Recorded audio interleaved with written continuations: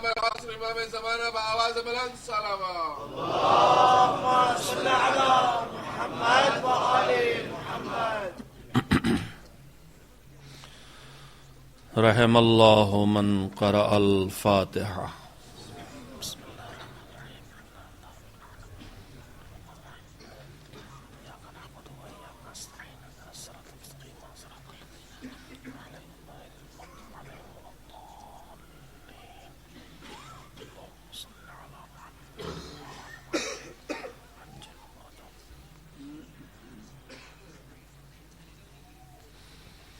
اعوذ باللہ من الشیطان اللعین الرجیم.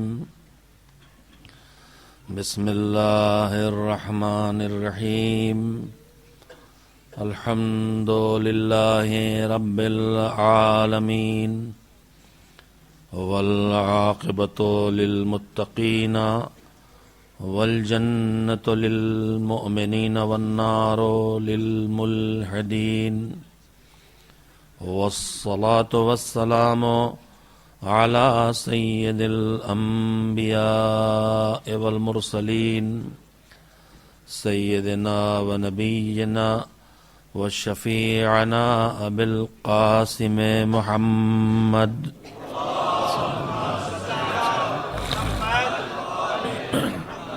وآله الطيبين الطاهرين معصومین المظلومین واللعنة الدائمة الباقية على أعدائهم أجمعين من الآن إلى يوم الدين. أما بعد فقد ورد عن الإمام الصادق عليه السلام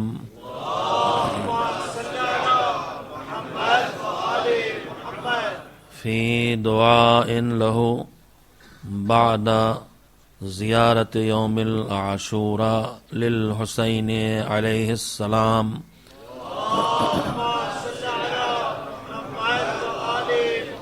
بسم الله الرحمن الرحيم. اللهم أحيني حياة محمد وذريته وأمتني مماتهم وتوفني على ملتهم واحشرني في زمرتهم ولا تفرق بيني وبينهم طرفة عين أبدا في الدنيا والآخرة. صلوات بھیجے محمد وآل محمد علیہ السلام.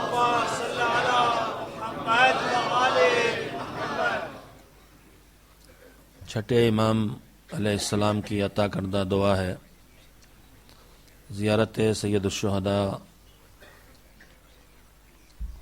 کے بعد وہ زیارت جو عاشور کے دن پڑھی جائے اور پڑھی گئی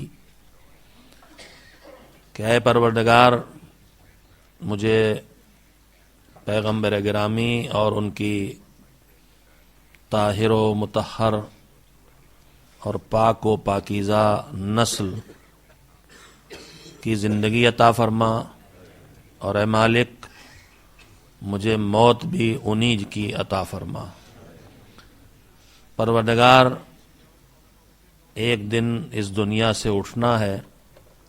جب بھی اٹھا جہاں بھی اٹھا جن حالات میں بھی اٹھا لیکن مجھے ان کی ملت میں ان کے مذہب میں ان کے دین میں باقی رکھتے ہوئے اٹھا. مالک تو ایک دن قیامت کے میدان میں سب کو محشور کرے گا تو پروردگار ہمیں محمد و آل محمد علیہ السلام کے زمرے میں اور ان کے گروہ میں محشور فرما. اور اے کریم ہمارے اوپر یہ کرم بھی فرما کہ نہ دنیا میں اور نہ آخرت میں کسی جگہ بھی نہیں پلک جھپکنے میں جتنا وقت لگتا ہے اتنی دیر کے لیے بھی ہم میں اور ان میں فرق و فاصلہ پیدا نہ ہونے دے. ہدایات اہل بیت کے عنوان سے آپ حضرات کی خدمت میں اس دعائیہ جملے کو سرنامہ کلام قرار دے کے اب تک جو گفتگو کی گئی ہے وہ تقریباً اپنے اختتامی منزل پر ہے. آج 9 محرم کی شب ہے. کل میں نے آپ حضرات کے سامنے ایمانی برادری کے آپس کے رشتوں کے بارے میں گفتگو کی تھی اور اس میں مذہب ہمیں کیا ہدایت دیتا ہے اور ہماری کیا رہنمائی کرتا ہے اور ہم کو کیسے جینے کا سلیقہ سکھاتا ہے. آج ایک اور اہم موضوع پر جس پر گفتگو علماء کرام اور خطبہ کرتے رہتے ہیں لیکن جو ہماری زندگی کی ضرورت ہے، ایک اور اہم موضوع پر گفتگو کرنا چاہتا ہوں ہدایات اہل بیت کی روشنی میں. کل میں نے اس نسل کی بات کی تھی جو اس وقت موجود ہے. آج اس جنریشن کی بات کرنا چاہتا ہوں جو فیوچر سے تعلق رکھتی ہے. ہماری اگلی نسل اور ان کی تربیت کا مسئلہ. موضوع کوئی بھی نیا نہیں ہے لیکن موضوع اہم ہے اور اللہ نے کہا ہے کہ انسان کی ضرورتوں میں سے ایک ضرورت یہ ہے کہ اسے بار بار یاد دلایا جائے، اور اسی نے یہ بھی کہا ہے کہ یاد دلانے کا فائدہ کسی کو پہنچے یا نہ پہنچے لیکن صاحبان ایمان کو یاد دلانے کا فائدہ ضرور پہنچتا ہے. اور ہماری یہ ساری مجالس، یہ سارے تذکرے در حقیقت اسی یاد دلانے کی ذمہ داری کی ادائیگی ہیں. صدیوں سے یہی باتیں ہو رہی ہیں اور قیامت تک یہی باتیں ہوتی رہیں گی. اللہ جب ہم انسانوں کو کچھ نعمتیں دیتا ہے تو ان نعمتوں کے ساتھ کچھ ذمہ داریاں بڑھ جاتی ہیں.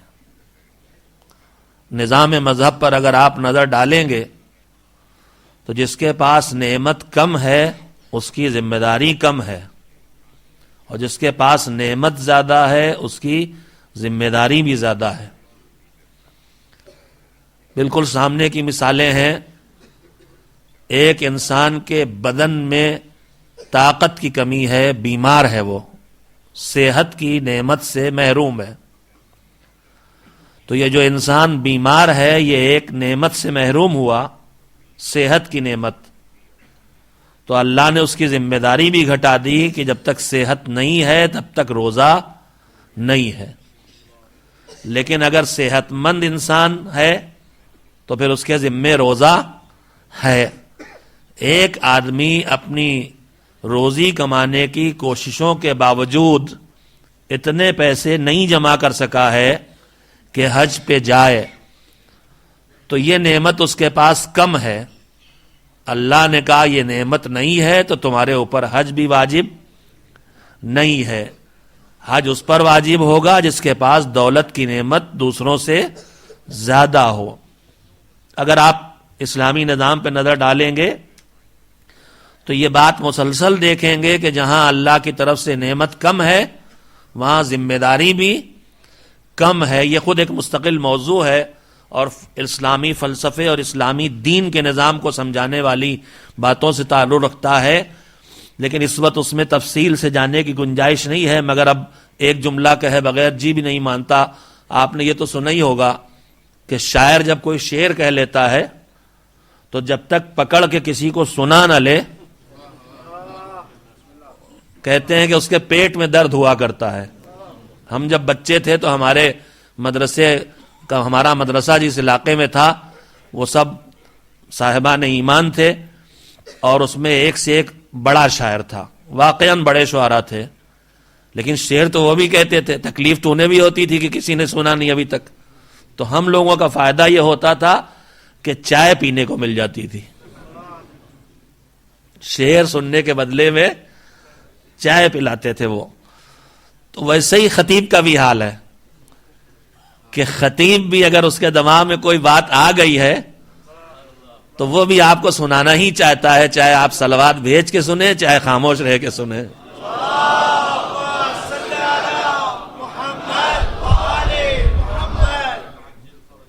یہ والا کمزور ہے، یہ بند ہے، ایک پہیے پہ گاڑی چل رہی. صلوات اور بھیجیں محمد و آل محمد. آواز بلند صلوات. صلی علی محمد و آل محمد. یہ بھی کام کرتا تو مجھے تھوڑی سہولت ہو جاتی بولنے میں. خیر، ایک اور صلوات مل جل کے بھیجیں محمد و آل محمد. تو بات سے بات نکلی ہے، میرا اصل موضوع ابھی شروع بھی نہیں ہوا ہے. میں یہ کہہ رہا تھا کہ اللہ نعمت کم دیتا ہے. الحمدللہ دونوں پہیے ٹھیک ہو گیا. اللہ نعمت اگر نہیں دیتا ہے، اور نہیں دیتا کا یہ مطلب نہیں ہے کہ کوئی کنجوسی ہے اس کے ہاں، وہاں بھی ہزاروں مصلحتیں ہیں. نعمت نہ ملنے کی بھی ہزاروں مصلحتیں ہیں. یہ بھی ایک موضوع ہے بات کرنے کا کہ نعمت پا کے کفر و طغیانی کی طرف جانے والے انسان کو اللہ نہیں دیتا نعمت. دیکھتا ہے کہ تم میں برداشت کس چیز کی ہے اور کس کی برداشت نہیں ہے. اگر دولت کی برداشت ہے تو دے گا، اور اگر دولت کی برداشت ہے نہیں ہے تو نہیں دے گا. تو بہرحال نعمت کم دیتا ہے تو ذمہ داری بھی کم دیتا ہے، لیکن ذمہ داری کم دے کے بھی ثواب میں کمی نہیں ہونے دیتا. یہ جملہ مجھے آپ سے کہنا تھا کہ نعمت کم دیتا ہے تو ذمہ داری کم دیتا ہے، لیکن ذمہ داری کم ہو کے بھی ثواب میں کمی نہیں آنے دیتا. جب آیات جہاد نازل ہوئیں اور جہاد کے فضائل سامنے آئے تو روایت کہتی ہے کہ مدینہ منورہ کی خواتین نے اپنے درمیان ایک پڑھی لکھی اور سمجھدار اور باشعور خاتون کو چنا، پیغمبر کے پاس بھیجا بات کرنے کے لیے. کس موضوع پہ بات کرنا تھی؟ جہاد اللہ نے کس پہ رکھا ہے؟ مردوں پہ، عورتوں پر نہیں رکھا ہے. تو سمجھدار اور باشعور خاتون کو منتخب کیا اور وہ مسجد النبی میں آئی اور آ کے اس نے پیغمبر سے گفتگو شروع کی اور کہا کہ جہاد کی آیتیں آئی ہیں اور یہ حکم مردوں سے مخصوص کر دیا گیا. اس میں جو شرف ہے اور اس میں جو فضل ہے اور اس میں جو ثواب ہے اور اس میں جو اجر ہے وہ سب ان کا ہو گیا. آج کی ہماری زبان میں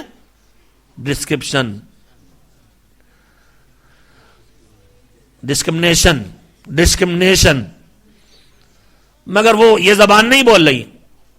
وہ کہہ رہی ہے کہ ادھر چلا گیا ثواب. اور ایسے ہی نہیں کہا آپ جب جاتے ہیں جہاد کے لیے تو ہم آپ کے گھر کا خیال رکھتے ہیں، آپ کے مال کی حفاظت کرتے ہیں، آپ کی اولاد کو پالتے ہیں، آپ کی آبرو کا لحاظ رکھتے ہیں، آپ کی عدم موجودگی میں آپ کی عزت اور آپ کی آبرو کا لحاظ رکھتے ہیں. ہم یہ سب کرتے ہیں لیکن ہم اس کے باوجود جہاد کے سے محروم کر دیے گئے. تو پیغمبر نے فرمایا جہاد کی ذمہ داری اللہ نے تم پر نہیں رکھی ہے، مگر جہاد کے ثواب سے تم کو محروم نہیں فرمایا ہے. پیغمبر نے فرمایا جہاد المرأۃ حسن التبعل، اللہ نے مرد کو جہاد کا شرف دیا ہے. جب وہ میدان میں جائے، جا کے لڑے، خون بہائے، گلا کٹائے، لیکن عورت کو ان ساری زحمتوں سے محفوظ کر کے وہی ثواب عطا کر دیا ہے. کیسے عطا کیا ہے؟ کہا گھر میں رہ کے، میں اپنی زبان میں ترجمہ کر رہا ہوں، گھر میں رہ کے ٹھیک سے پورے گھر کو چلانا یہی عورت کا جہاد ہے. میں نے یہ بات آپ سے کیوں کہی؟ یہ کہنے کے لیے کہ اللہ نعمت نہ دے تب بھی فریضہ نہیں رکھتا مگر ثواب سے محروم نہیں کرتا ہے. روایت ہی میں موجود ہے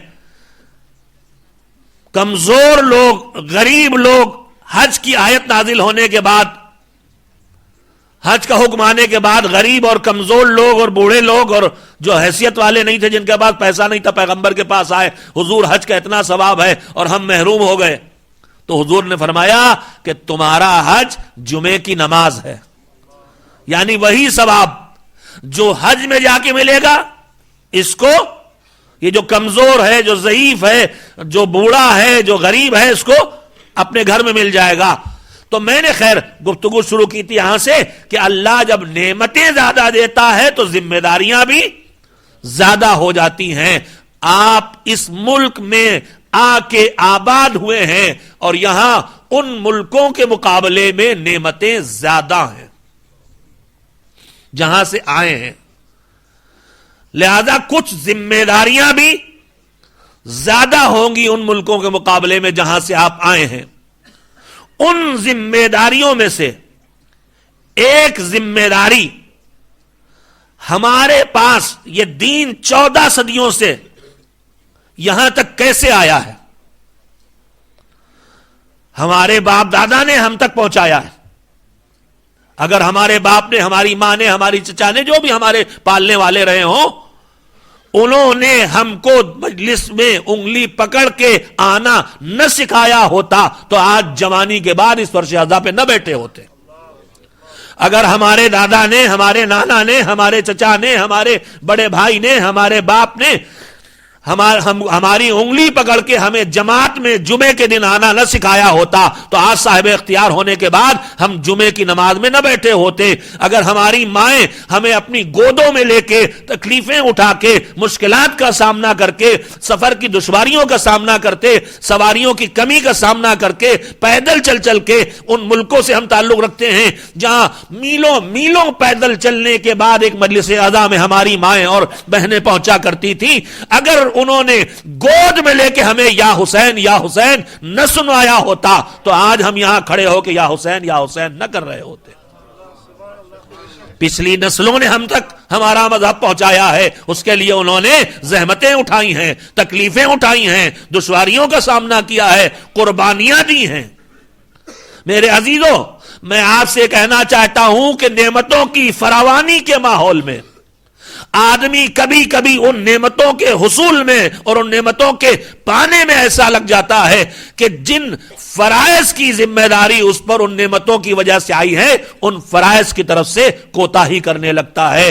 میں نے آپ کی خدمت میں جو بات آج کہنا تھی وہ یہی کہنا تھی مجھے کہ ہمیں دین کو جیسے پچھلی نسلوں نے ہم تک منتقل کیا ہے، ان حالات اور اس ماحول میں ہمارے پاس اگلی نسلوں تک دین کو منتقل کرنے کی ذمہ داری زیادہ بڑھ گئی ہے، اس لیے کہ وہاں کے حالات اور ماحول میں دین پہنچانے کے کام لاکھ دشوار رہے ہوں لیکن دین پہنچنے میں رکاوٹیں نہیں تھی۔ آج یہاں دین کے پہنچانے کا کام مشکل اس لیے ہو گیا ہے کہ یہاں دین کو سمجھنے، دین کو قبول کرنے میں مسئلہ نہیں ہے، لیکن دین پر عمل کی راہ میں قدم قدم پر ماحول اور حالات کی رکاوٹیں کھڑی ہیں جو ہمارے بچے کو، ہمارے جوان کو، ہمارے نوجوان کو، ہماری چھوٹی بیٹی کو، ہماری کمسن بہن کو قدم قدم پہ دین کی طرف سے کھینچ کے واپس لے جانے کی کوششیں کر رہی ہیں۔ میرے عزیزوں، میں اس خطرے سے آپ کو آگاہ کرنے کے لیے آیا ہوں جس خطرے سے آپ آگاہ ہیں، لیکن میں نے عرض کیا ہے کہ دہرانا ایک کام ہے۔ مذہب نے یہ خطرہ کتنا بڑا ہے، بسا اوقات معصومین علیہ السلام کی سیرت اور کردار کے بعض تذکروں کو ہم سنتے ہیں اور اس سے کچھ سیکھتے ہیں اور کچھ نہیں سیکھ پاتے۔ توفیق الہی ہوتی ہے تو اللہ کی مدد سے انسان اور نتیجے نکالتا ہے۔ آپ نے معصومین کے معجزوں کے تذکروں میں، ان کی فضیلتوں کے تذکروں میں ایک واقعہ بار بار سنا ہوگا۔ حج کے موقع پر طواف کرنے والوں کو پردے ہٹا کے دکھلانے کا واقعہ، میں بھی تذکرہ کیے دیتا ہوں تاکہ سب کو یاد آ جائے۔ یہ واقعہ مجھے 3 اماموں کی زندگی میں پڑھنے کو ملا۔ سید سجاد حضرت زین العابدین علیہ الصلوۃ والسلام نے ظہری کو، 5ویں امام حضرت محمد باقر علیہ الصلوۃ والسلام نے جناب ابو بصیر کو اور چھٹے امام حضرت جعفر صادق علیہ الصلوۃ والسلام نے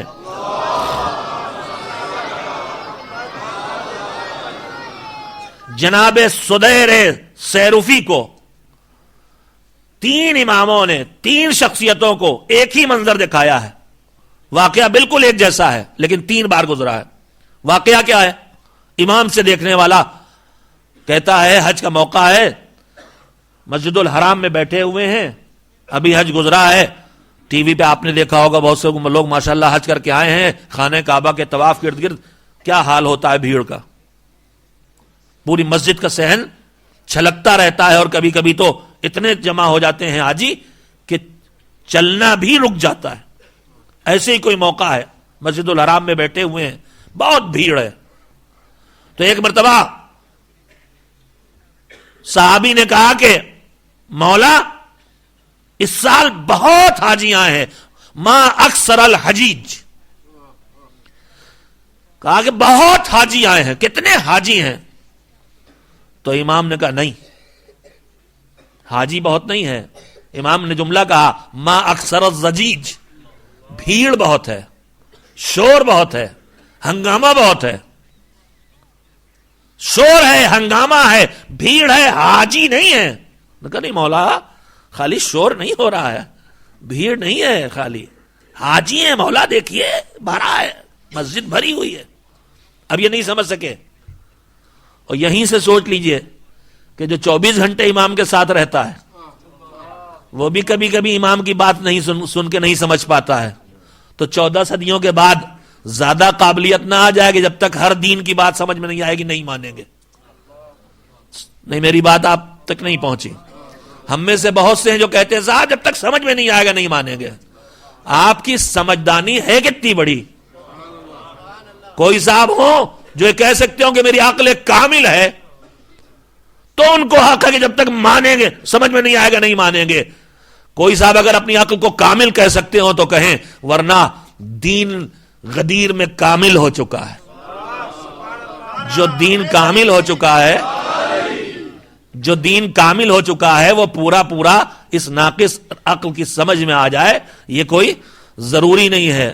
اسی لیے معصومین نے کہا ہے روایت کوئی پڑھو سمجھ میں نہ آئے تو انکار مت کرو، جھٹلاؤ نہیں، امکان کے خانے میں، پاسبلٹی کے خانے میں رکھ دو، اگلی نسلیں آ کے سمجھیں گی. یہ نہیں کہا کہ انکار کر دو. اور یہیں سے ایک جملہ اور آپ جیسے ذہین وجمے سے کہہ دوں کہ جب روایت میری سمجھ میں نہ آئے تو میں اگلی نسل کے لیے رکھ دوں. اور پیغمبر گرامی نے بھی ایک جملہ کہا ہے کہ بہت سے فقہ کو اٹھانے والے، یعنی جو ہم روایت بیان کر رہے ہیں دین کی سمجھداری والی، دین کی سمجھ کی باتیں جو ہم روایت بیان کر رہے ہیں، حدیث بیان کر رہے ہیں، رب حاملہ فقہ الی من ہوا افقہ منہ. پیغمبر کہتے ہیں بہت سے فقہ کو اٹھانے والے، یعنی روایات محمد و آل محمد کو لینے والے، اٹھا کے ان تک پہنچاتے ہیں جو ان پہنچانے والوں سے زیادہ بڑے فقیہ اور سمجھدار ہیں. فقیہ کے معنی ہوتا دین کو سمجھنے والا، یعنی جو ٹرانسفر کر رہا ہے، جو راوی منتقل کر رہا ہے وہ ابھی اتنا سمجھدار نہیں ہے جتنا جو اگلا آنے والا ہے وہ سمجھدار ہوگا. میں نے یہ جملہ کیوں کہا ہے؟ میں نے جملہ کہا ہے آپ کی ذہانت کے حوالے کر رہا ہوں. ہم کو دعا سمجھ کے پڑھنا چاہیے، ہم کو نماز سمجھ کے پڑھنا چاہیے، ہم کو قرآن سمجھ کے پڑھنا چاہیے، لیکن میرے عزیزوں قرآن کے ساتھ سمجھ کے پڑھو. قرآن کے بغیر ترجمہ مت پڑھو، دعائے کمیل کے بغیر ترجمہ مت پڑھو، حدیث قصہ کے بغیر ترجمہ مت پڑھو. نہیں، میں نے اپنی بات شاید آپ سے نہیں کہی ابھی. میرے عزیزوں اگر ہم نے صرف ترجمہ پڑھنے پر اپنے کو روک لیا، ہم نے ترجمہ پر اکتفا کر لیا، تو یہ ترجمہ اور ٹرانسلیشن تو آج والے کی سمجھ کے حساب سے ہے. اور اگر ہم اصل قرآن کو، اصل حدیث کو، اصل دعا کو چھوڑ دیں گے تو کچھ نسلوں کے بعد یہ غائب ہو جائیں گی. نتیجہ صدیوں پرانا ترجمہ خالی ہمارے پاس باقی رہ جائے گا، تو اگلی نسلیں جو ذہانت لے کے آئیں گی اسے کیسے سمجھیں گی؟ لہذا کمیل بھی پڑھو، ترجمہ بھی پڑھو، قصہ بھی پڑھو، ترجمہ بھی پڑھو، قرآن بھی پڑھو، ترجمہ بھی پڑھو. صلوات بھیجے محمد و آل محمد.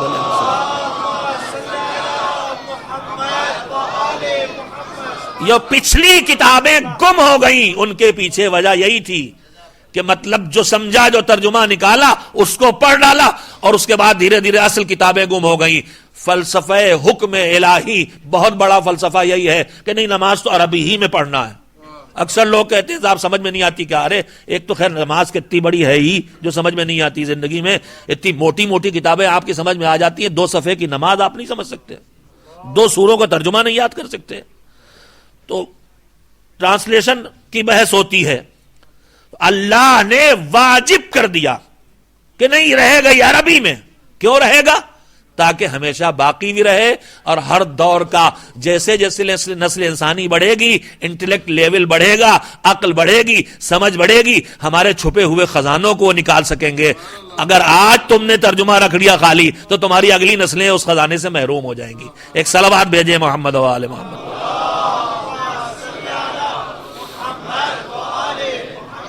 تو صحابی اس امام سے کہہ رہے ہیں کہ مولا بہت حاجی آئے ہیں، اور امام جواب میں کہہ رہے ہیں کہ حاجی نہیں ہے، ماں اکثر زجیج، شور ہے، ہنگامہ ہے، بھیڑ ہے. اب جب ان کی سمجھ میں نہیں آیا تو ایک مرتبہ امام نے کہا اچھا ایک بات سنو، ذرا نزدیک آؤ. نزدیک آیا، کہا اپنا ہاتھ امام نے ان کے آنکھوں پہ رکھا اور پھیرا، کہا آپ کھولو آنکھیں دیکھو. کہا مولا منظر بدل گیا. واقعہ آپ کا سنا ہے، نتیجہ مجھے نکالنا ہے. کہا مولا منظر بدل گیا. کہا کیا بدل گیا منظر؟ کہا مولا آپ خانہ کعبہ کی طرف کے ارد گرد جو طواف ہو رہا ہے اس میں کچھ بھیڑیے ہیں کعبہ کے چکر لگا رہے ہیں، کچھ لومڑیاں ہیں کعبے کا چکر لگا رہی ہیں، کچھ گدھ ہیں، الگ الگ جانور ہیں، طرح طرح کے جانور ہیں کعبے کا چکر لگا رہے ہیں. بیچ بیچ میں کوئی حاجی ہے، باقی سب مختلف جانور ہیں. میرے عزیزوں، میں نے یہ آپ کو واقعہ سنایا کس لیے؟ ذرا سے آپ سوچیں کہ کیا بالکل بے ربط واقعہ میں آپ کو سنا رہا ہوں؟ نہیں. جب عصمت سہارا دے دے، جب عصمت سہارا دے دے تو غیر معصوم کی نگاہ بھی اصلی چہروں تک پہنچ جاتی ہے، اور جب پہنچتی ہے تو پتہ چلتا ہے کہ دیکھنے میں تو سب انسانی چہرے ہیں مگر ان کے پیچھے طرح طرح کے جانور اور درندے ہیں. میں نے آپ کو واقعہ کیوں سنایا؟ حج میں کون جاتا ہے؟ دنیا بھر کے برے انسان. حج میں دنیا بھر کے قدر غنیمت لوگ جاتے ہیں، جو اللہ کو اوپر مانتے ہیں، جو نبوت کا اقرار کرتے ہیں، جو اپنا پیسہ اس فریضے میں خرچ کر سکتے ہیں، قدر غنیمت لوگ ہوتے ہیں. ان کچھ لوگوں کو ان کو چھوڑ کے جو اسٹیٹس اور ان چیزوں کے لیے جاتے ہیں ان کو چھوڑیے، لیکن اکثریت حج کی آج بھی وہی ہوتی جو زندگی بھر کی تمنا لینے کے بعد جاتا ہے حج پہ. آدمی زندگی بھر پیسہ جمع کر کے حج پہ جاتا ہے. تو اب یہ حج پہ کون جاتا ہے؟ انسانوں کے درمیان میں سے نہیں، مسلمانوں کے درمیان میں سے جو قدر غنیمت لوگ ہوتے ہیں وہ جاتے ہیں. جو انسانوں کے درمیان قدر غنیمت لوگ ہیں ان کی حقیقت یہ ہے کہ ان میں انسان تھوڑے سے اور جانور زیادہ. تو میرے عزیزوں، اس زمین پر جو انسان پھیلے ہوئے ہیں، جہاں ایمان بھی نہیں، جہاں تقوی بھی نہیں، جہاں اسلام بھی نہیں، وہاں ظاہراً تو سب انسان دکھائی دیں گے لیکن اندر سے جانور ہوں گے کہ نہیں؟ میں نے آپ سے کہنا کیا چاہا ہے؟ میں نے آپ سے کہنا یہ چاہا ہے، آپ نے ہسٹری میں دیکھا ہوگا، آپ نے کتابوں میں پڑھا ہوگا، کبھی کبھی کوئی جانور، میرے ہندوستان میں واقعہ گزرا تھا میرے بچپن میں کہ ایک بچے کو گاؤں سے بھیڑیے وولف اٹھا کے لے کے چلے گئے اور مارنے کے بجائے انہوں نے اس کو پال لیا، اس کو دودھ پلایا اور بڑا کر لیا، اور اس کے بعد جنگل سے کئی برس کے بعد وہ بچہ پکڑا گیا، لکھنؤ ہی کے ہاسپٹل میں لا کے رکھا گیا، چند دنوں میں مر گیا، جب تک جنگل میں تھا زندہ تھا. اسے انسانی عادتیں سکھانے کی کوشش کی گئی لیکن ایک عادت اس نے نہیں سیکھی. بھیڑیوں کی طرح بولتا تھا، بھیڑیوں کی طرح کچا گوشت کھاتا تھا، بھیڑیوں کی طرح جانور کو اپنے ناخن دانتوں سے نوچ ڈالتا تھا، بھیڑیوں کی طرح انسان کوئی نزدیک جائے تو دانتوں ناخنوں سے حملہ کر دیتا تھا. یعنی اگر جانور کے ہتھے انسان کا بچہ پڑ جائے تو جانور اپنا جیسا بنا لیتے ہیں. میرے عزیزوں میں نے ایک معنوی بات کہنا چاہیے، جب حج کے طواف میں جانور طواف کر رہے ہیں تو اس پوری دنیا میں چاروں طرف جانور ہیں، چاہے وہ اسکولوں میں ہو، چاہے وہ پارکوں میں ہو، چاہے وہ بازاروں میں ہو. اپنے بچے کو باہر بھیجو تو ذرا ہوشیار رہو، کہیں ایسا نہ ہو کہ کسی جانور کے ہتھے پڑ جائے اور وہ تمہارے بچے کو اپنا جیسا جانور بنا لے. اس سوسائٹی میں زیادہ ہوشیار رہنے کی ضرورت ہے، جہاں دیکھنے میں سب انسان جیسے ہیں لیکن سب انسان جیسے ہونے کے باوجود انسان نہیں ہے، ان کے پاس خطرہ زیادہ ہے. اللہ نے اسی خطرے کو ہمیں متوجہ کیا ہے اور ہمیں اس کے علاج کے لیے بھی اس نے راستہ دکھایا ہے کہ کیسے یہ کام کیا جائے. میرا تعلق ہندوستان کے ایک ایسے ادارے سے ہے، ایک ایسے آرگنائزیشن سے ہے جس کا کام ہی بچوں کی ابتدائی دینی تعلیم ہے. میں کہہ سکتا ہوں اسپیشلٹی ہے میری، مجھے 22 سال ہو گئے یہی کام کرتے ہوئے. ہندوستان میں جہاں کہیں 15 بچے ہمیں اپنے مومنین کے ملیں گے، ہم وہاں ایک چھوٹا سا مدرسہ کھول دیتے. بچے اسکول جانے سے پہلے یا اسکول سے واپس آ کے اس مدرسے میں 2 گھنٹے کے لیے روز آئیں گے اور انہیں قرآن اور دین اور زبان سکھائی جائے گی، اردو جو ہماری مذہبی زبان ہے.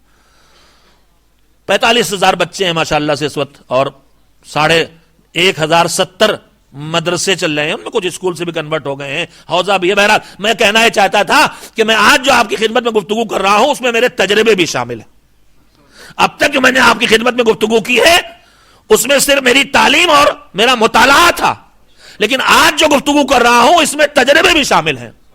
میرے عزیزو، ہندوستان آپ سے بہت پیچھے ہے اور وہاں ابھی بگڑنے کے لیے راستہ ڈھونڈنا پڑتا ہے کہ کیسے بگڑے. میری بات آپ تک پہنچ گئی؟ بگڑنے کے جتنے راستے دنیا میں نکالے گئے ہیں، چھوٹے بڑے، سگریٹ سے شروع کیا جاتا ہے اور پھر اس کو اور آگے لے جایا جاتا ہے، اور پینے سے پینے کو جوڑا جاتا ہے، اور پھر کھانے سے جوڑا جاتا ہے، اور پھر کاہے سے جڑ جاتا ہے. اللہ محفوظ رکھے ہماری نسلوں کو. تو میرے عزیزوں، ہم آپ سے بہت پیچھے ہیں دنیاوی تمام امور میں، اور اسی طرح سے برائی میں بھی یہاں سے بھی آپ سے نہیں، یہاں سے پیچھے ہیں. لیکن اتنا ہی فرق ہے کہ وہاں برائی کو ڈھونڈنے جانا پڑتا ہے، یہاں برائی ڈھونڈتی ہوئی آتی ہے. بہت بڑا فرق ہے. آدمی کے پاس چانس نہیں ہے گناہ کرنے کا تو پھر کون سا بڑا تقدس مآب ہے وہ. کمال ایمان تو یہی ہے کہ چانس ہوتے ہوئے اپنے آپ کو برائی سے آدمی روک سکے. ضرورت کس چیز کی ہے؟ ضرورت جس چیز کی ہے، جس کی طرح آپ متوجہ بھی ہیں، لیکن اس پر اور زیادہ ضرورت ہے توجہ دینے کی، وہ ضرورت اس چیز کی ہے میرے عزیزو. میں ہندوستان میں نے تنظیم کا نام اس لیے لیا کہ ہم جو مکاتب ہیں ہمارے، ان کے بچوں کو علاقائی سطح پہ جمع کرتے ہیں. 50 مکتب ایک ساتھ بلا لیے اور بچوں کو 2 دن کا پروگرام کراتے ہیں. تو اس میں ایک جگہ میں نے ایک بات کہی تھی کہ آپ کا کمسن بچہ، ہمارے ہاں ابھی وہ پولیو کا بڑا مسئلہ ہے، تو وہ ہر جگہ دیوار پہ لکھا ہوتا ہے پولیو ڈراپس پلانا مت بھولے، زندگی کی 2 بوند پلانا مت بھولے. تو ہم نے وہیں سے اپنے لیے سوچ نکالی. ہم نے کہا بھائی یہ ابھی بچہ پیدا ہوا ماشاءاللہ سے آپ کا اچھا خاصا ماشاءاللہ سے ٹھیک ٹھاک دکھائی دے رہا ہے، اس کو اس دوپہر میں لے کے کہاں جا رہے ہیں؟ کہنے ڈاکٹر کے ہاں. ہم نے کہ کیوں، اس کو بخار ہے کیا؟ کہا نہیں. ہم نے کہا اس کو ملیریا ہو گیا؟ نہیں. ہم نے کہا اس کا پیٹ خراب ہے؟ نہیں. ہم نے کہا پھر کیا ہے؟ کہا کچھ نہیں. ہم نے کہا جب کچھ نہیں تو ڈاکٹر کے ہاں کیوں لے جا رہے ہیں؟ اب میں اپنے آگے مثال دے رہا ہوں، ہو سکتا ہے آپ ڈاکٹر کے ہاں نہ جاتے ہو، کہیں اور جاتے ہو ویکسینیشن کے لیے.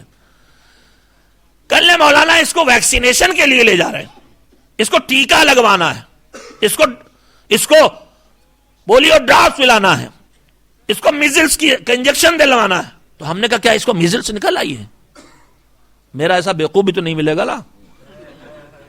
میں نے کہا کیا اس کو ارے پولیو ہو گیا اس کو؟ کر لے نہیں مولانا کچھ نہیں ہوا ہے. ہم نے کہا جب کچھ نہیں ہوا ہے تو پھر کیوں لے کے جا رہے ہو؟ انجیکشن اس کا لگواؤ گے، ٹیکا اس کا لگواؤ گے، ڈراپس اس کے پلواؤ گے. کہ مولانا آپ دیکھتے نہیں ہیں یہ ہمارے ملک کا حال کیا ہے؟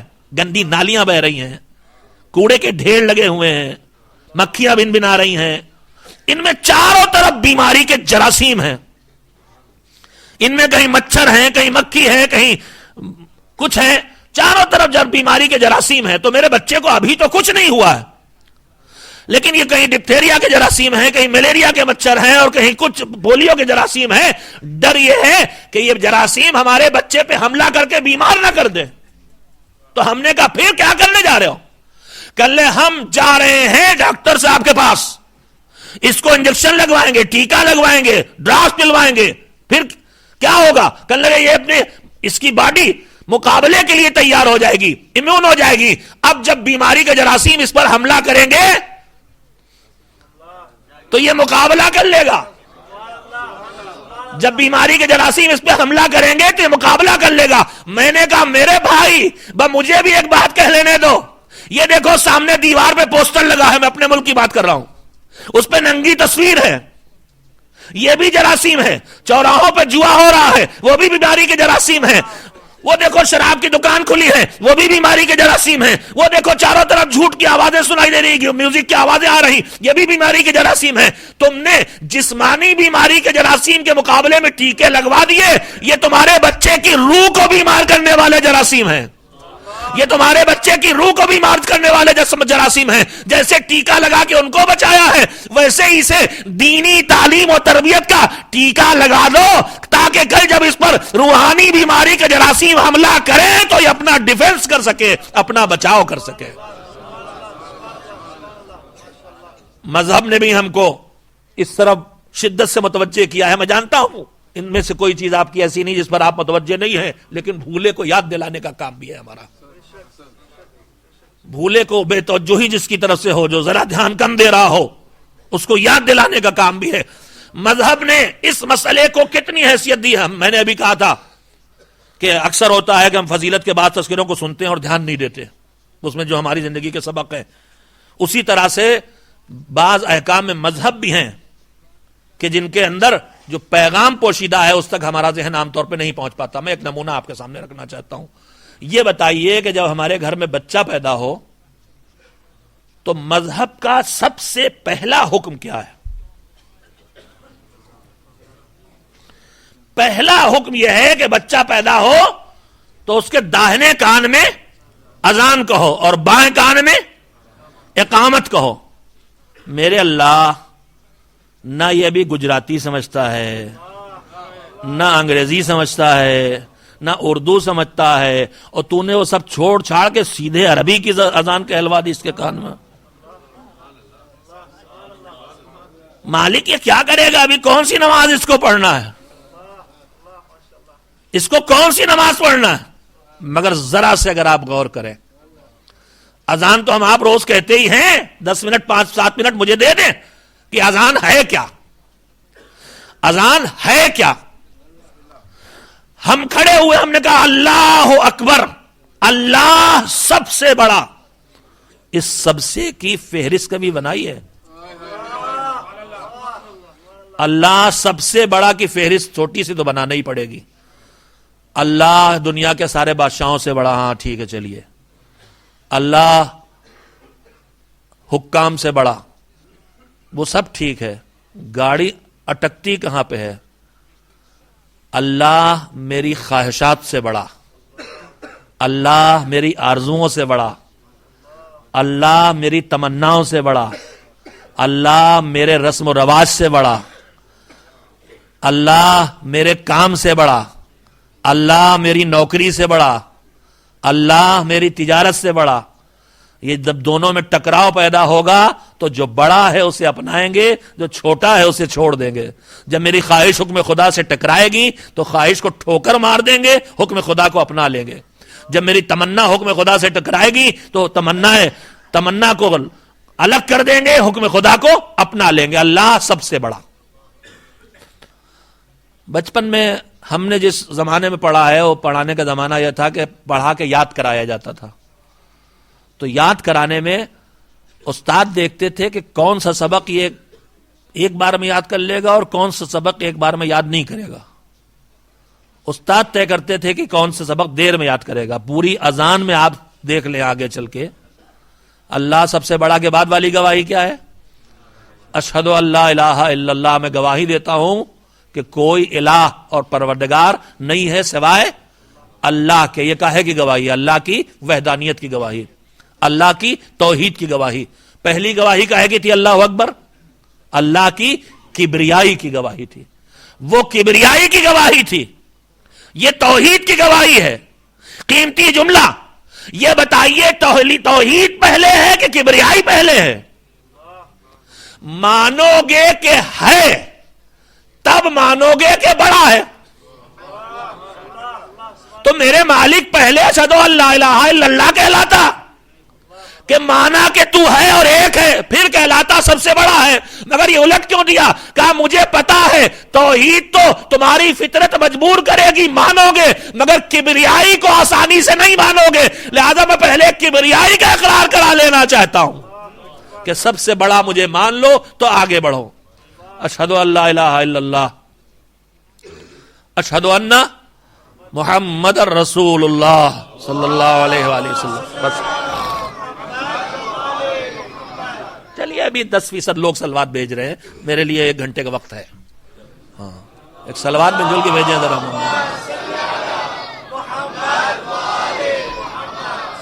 میں جلدی سنے, وقت خود ہی ختم ہو رہا ہے. میں دیکھ رہا ہوں گھڑی کو, اور مجھے گھڑی تو دیکھنا ہی نہیں پڑتی, آپ کے چہرے پہ دیکھ لیتا ہوں کہ کتنے بجے ہیں.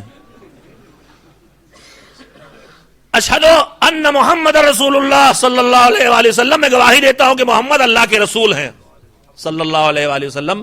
کاہے کی گواہی ہوئی؟ پہلی گواہی کبریائی کی, دوسری گواہی توحید کی, تیسری گواہی رسالت کی. اگلی گواہی اشہدو ان علی ولی اللہ صلوات اللہ وسلم. میں گواہی دیتا ہوں کہ علی اللہ کے ولی ہیں. کاہے کی گواہی ہوئی؟ ولایت کی گواہی ہوئی. مستحبات میں سے ہے, زندگی کے ہر قدم پہ مستحبات میں سے ہے, یہاں بھی مستحب ہے. گواہیاں کاہے کی ہو گئیں؟ کبریائی کی, توحید کی, رسالت کی, ولایت کی. اب اس کے بعد اذان آگے بڑھی. حی علی الصلاح, نماز پہ آ جاؤ. 2 مرتبہ سب. حی علی الفلاح, نجات پہ آ جاؤ. حی علی خیر العمل, بہترین عمل پہ آ جاؤ. پھر پلٹ کے کیا ہوا؟ اللہ اکبر. پوری اذان میں 6 مرتبہ کسی کا اقرار کرایا ہے.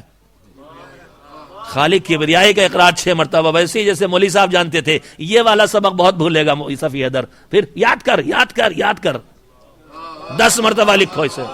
آپ کو بھی کبھی بھگتنا پڑا ہوگا کہ اگر لکھنے میں گنتی میں غلطی ہو گئی تو کاپی پہ پکڑا دیا گیا, 10 بار لکھ کے لاؤ, 5 مرتبہ لکھ کے لاؤ. تو یہ وہی ہے کہ یہ سب کچھ یاد رکھے گا, توحید کو یاد رکھے گا, رسالت ولایت سب کو یاد رکھے گا, مگر بھولے گا کس چیز کو؟ کبریائی کو بھولے گا. کبھی خواہش آگے لے جائے گا, کبھی تمنا آگے لے جائے گا, کبھی اولاد کو اللہ سے آگے لے جائے گا, کبھی بیوی کو اللہ سے آگے, کسی کو بھی آگے لے جائے گا. لہذا اس کو یہ سبق ٹھیک سے یاد کراؤ 6 مرتبہ. اس کے بعد لا الہ الا اللہ, توحید کی 1 مرتبہ اور گواہی دلوا دی. اقامت اذان سے لفظوں میں چھوٹی ہے, مگر میسج اور پیغام میں بڑی ہے. ایک جملہ اقامت میں ہے جو اذان میں نہیں ہے, چھوٹی ہو گئی. اللہ اکبر 2 مرتبہ, اشہدو ان لا الہ الا اللہ, اشہدو ان محمد رسول اللہ, اشہدو ان علی اللہ, حی علی الصلاح, حی علی الفلاح, سب چلا آ رہا. حی علی خیر العمل, آؤ خیر عمل پہ آؤ. اب اس کے بعد کیا؟ اب آنے کا وقت نہیں رہ گیا. بس اسی کھڑے ہو جاؤ, ٹالنے والے کا چکر نہیں چلے گا, سیدھے کھڑے ہو جاؤ. اللہ کے بندے ہو تو قد قامت الصلاح, بس آ جاؤ لائن پہ. تو پوری اذان و اقامت میں نے آپ کو سنائی کیوں؟ سنائی اس لیے کہ اذان اور اقامت کا خلاصہ کریں آپ. تو اس کا آدھا پہلا حصہ توحید, کبریائی, نبوت اور ولایت کا اعلان اور اقرار. یہ چاروں چیزیں کیا ہیں؟ انسان کے عمل سے تعلق رکھتی ہیں کہ عقیدے سے؟ بے سبب وقت نہیں لیا آپ کا عزیزو, انسان کے عقیدے سے تعلق رکھتی ہیں. اب بات آئی نماز کی, حی علی الصلاح, تو جو سردار عمل ہے کہ جو قبول تو سب قبول, اور جو نہیں قبول تو کچھ قبول نہیں, اس کو بلا کے پکار لیا اس کے لیے. تو اب حی علی الصلاح میں کیا ہے؟ دعوت عمل. آدھے حصے میں اعلان عقیدہ، آدھے حصے میں دعوت عمل. اللہ نے کہا بچہ پیدا ہوتے ہی داہنے کان میں کہو اذان، بائیں کان میں کہو اقامت، تاکہ اسے صحیح عقیدے کی آواز بھی مل جائے اور اسے دعوت عمل بھی مل جائے. بعد میں جتنی آوازیں آئیں گی آیا کریں گی، لیکن فطرت کے سہارے یہ آواز جو ہم اس کے دل و دماغ تک پہنچا دیں گے، یہ جب ضرورت پڑے گی یہ کام کر کے دکھائے گی، اسے بہکنے سے بچا لے جائے گی. صلوات بھیجیں محمد و آل محمد علیہ السلام.